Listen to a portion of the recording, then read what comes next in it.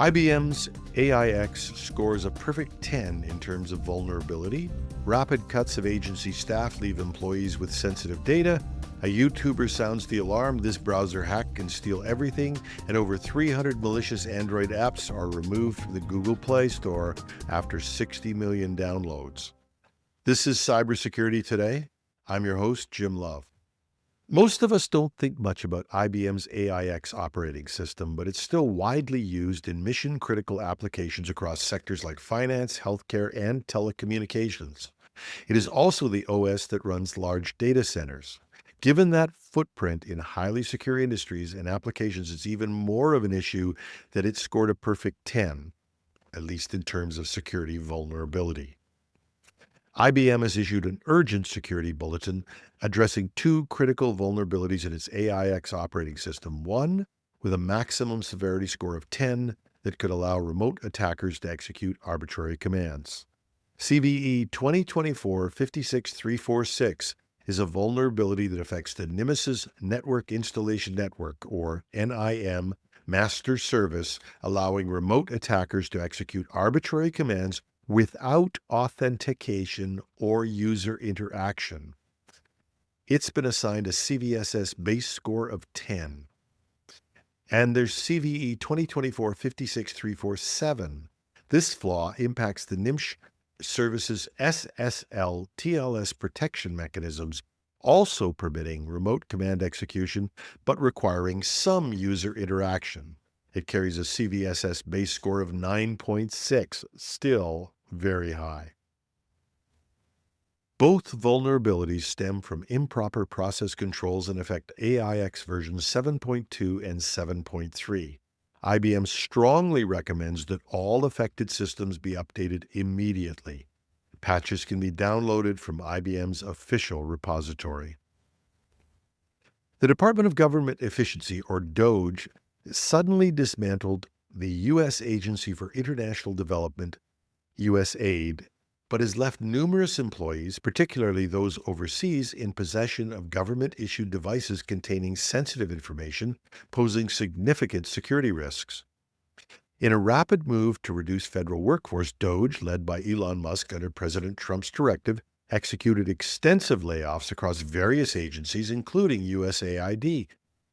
This abrupt action resulted in many employees retaining laptops and phones loaded with confidential data as proper off-boarding procedures were neglected. The lack of clear guidance and resources for these displaced workers, especially those stationed abroad, has left them uncertain about how to return their devices securely. Consequently, the responsibility of safeguarding sensitive information encompassing personnel records and details of local partners has fallen on the employees themselves, who are no longer working for the organization. Federal guidelines mandate the revocation of access and remote wiping of devices in such scenarios. However, the current administration has failed to implement these security measures, potentially exposing government data to unauthorized access and compromising the safety of local collaborators. This mishandling reflects a broader pattern of disarray within the federal agencies following aggressive restructuring efforts. Similar issues have arisen in other departments, such as the Consumer Financial Protection Bureau, where layoffs have hindered the agency's ability to monitor technological systems utilized by firms, potentially allowing companies to evade regulation more easily. A recent video titled "This Browser Can Steal Everything" has gone viral, exposing dangerous exploits that could allow hackers to access sensitive user data through compromised browser extensions. Cybersecurity experts warn that unsuspecting users could have their passwords, browsing history, and financial details stolen without even realizing it. The video is by a YouTuber named Matt Johansson. He details how malicious browser extensions, particularly on Google Chrome and Chromium-based browsers like Edge and Brave, can inject malicious script, intercept login credentials, and even modify web content in real time. These compromised extensions often request excessive permissions, such as reading and changing website data, accessing clipboard contents, and more. All kinds of extensions ask for and require permissions, often wide-ranging permissions, so users, and many can't work without these extensions, they're accustomed to granting these requests, and they might not give them a lot of thought. In fact, some corrupted extensions start out as innocent apps with desirable functionality, but they can be bought or taken over. There's the example of the Great Suspender, which was an app that helped manage memory usage by suspending unused tabs in browsers. It greatly sped up the browsers because they weren't bogged down with a number of open processes. It also solved a real problem, and it was used by thousands of users. But the Great Suspender was sold to a group who planted malicious software into it and compromised a large number of computers. Johansson gave a demo of how a seemingly innocent browser extension could impersonate a password manager, like LastPass, and trick a user into logging in and giving access to all credentials. Cybersecurity firms often recommend using a password manager, but if extensions can get your login information, they'll actually be a bigger danger if not protected by multi-factor authentication.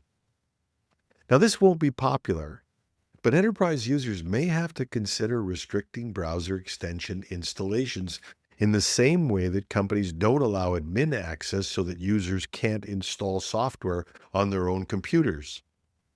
This video also suggests that doing regular audits of installed extensions, removing any unused or suspicious add-ins, and of course, keeping browsers up to date is essential. There's a link to the video in the show notes. And in a related story, we always tell users to load apps only from the official app stores. But it turns out that's not enough. Security researchers have identified, and Google has removed, over 300 malicious Android applications from the Google Play Store, and these had been collectively downloaded more than 60 million times before the removal. They're engaged in ad fraud and attempting to steal user credentials and even credit card information. The malicious apps, part of a campaign dubbed Vapor, were first uncovered by IAS Threat Lab, which identified 180 such applications, generating 200 million fraudulent advertising bid requests daily. Bitdefender later expanded this number to 331 apps, noting significant infections in countries including Brazil, the United States, Mexico, Turkey, and South Korea.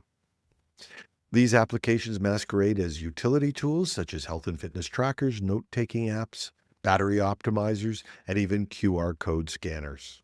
Once installed, they display intrusive ads outside their intended context and attempt to phish users' credentials and financial information. Despite their removal from the Play Store, users who have these apps installed remain at risk. It's crucial to manually uninstall any suspicious applications and monitor devices for unusual behavior. Some recommendations include verifying app authenticity before downloading. Check app reviews, developer information, and the permissions they request. Keeping devices updated, regularly updating your device's operating systems and applications patches security vulnerabilities. And using reputable security software, even on a phone. Install trusted antivirus or security applications to detect and prevent malware infections. And that's our show. Join me this weekend for our interview show. We'll be talking about how cyber crooks are now targeting schools and a recent report from a group called the Center for Internet Security. I'm your host, Jim Love. Thanks for listening.